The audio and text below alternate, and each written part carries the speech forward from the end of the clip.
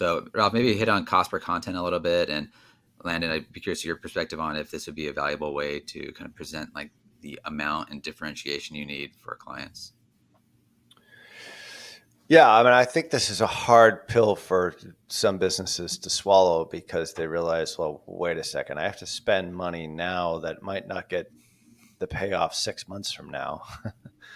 So, and then with attribution being the way that it is right now on all the platforms, it's harder to measure. I don't really even know, like, if I start producing videos like these guys say on the customer acquisition show, like, what is that?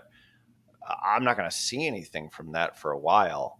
Like, it's going to depend on what your customer life cycle is. But I do think that the new paradigm really is not necessarily CPA. It's cost per content. And the reason I'm saying that is that as long as you have tools in which to measure it, or at least to get close to measuring it, so that you understand which content at the very, very top end of the funnel, the ones that are not converting. This is like just, this show is an example of that. This is very meta, without saying meta like Mark Zuckerberg meta. Like, this show is part of this whole concept. If you notice, like, how we're actually doing this, we are not pitching tier 11. Well, if you want to go buy tier 11 stuff and set an appointment and go to our call to action, and you're going to end up talking to me, by the way, because I'm the new sales guy this week. Great. But that's not the purpose of this show. The purpose of this show is to create content to create your audience. Your content then creates the audience at a very, very top level. Like, people will value that content, or maybe it speaks to a pain point or to a desire, and they say, oh, I identify with that person. But this might be the first touch point that they get into, a show called the Customer Acquisition Show, which isn't even branded to our brand. Like, this is almost the way that it needs to be done. It's like Athletic Greens didn't do it through like the Athletic Greens page. They did it through Joe Rogan. They did it through, I forget what the name of their page was, but they basically have pages which is purely educational content. Mm-hmm. And then it just indoctrinated them in. And then through the beauty of retargeting and through capturing audiences, you can then start to sort of slowly take them down that pathway.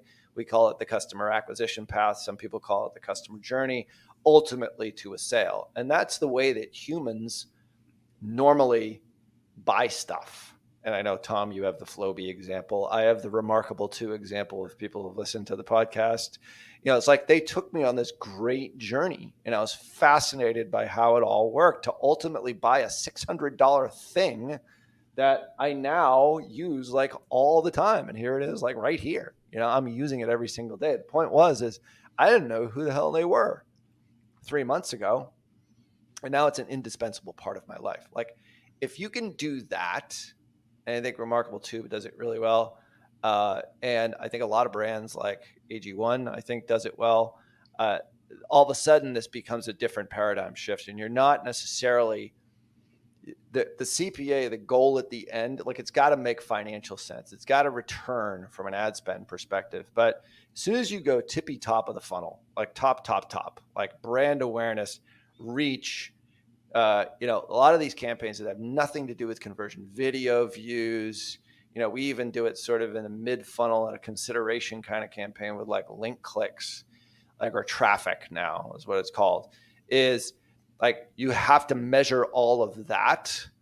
And I think cost per content is the new paradigm that from my perspective, it now measures your efficiency in being able to produce the right types of content. And ultimately, how does that lead to your customer acquisition cost? It now flips the paradigm from pure website conversion campaigns, which, as we know, for pretty much any industry, the CPMs in those campaigns are going to be $30, $40, $50. But as soon as you go into the brand awareness and the reach campaigns, or video view campaigns, which is like really what we're talking about here, top of funnel content that's not salesy, it's helpful and useful, you're looking at CPMs that are like $3, $4, $5. So if you blend it all together to ultimately get to your ultimate goal, which is to hit your KPIs and your metrics, using cost per content as an indicator on the front end is a very smart way of looking at your business.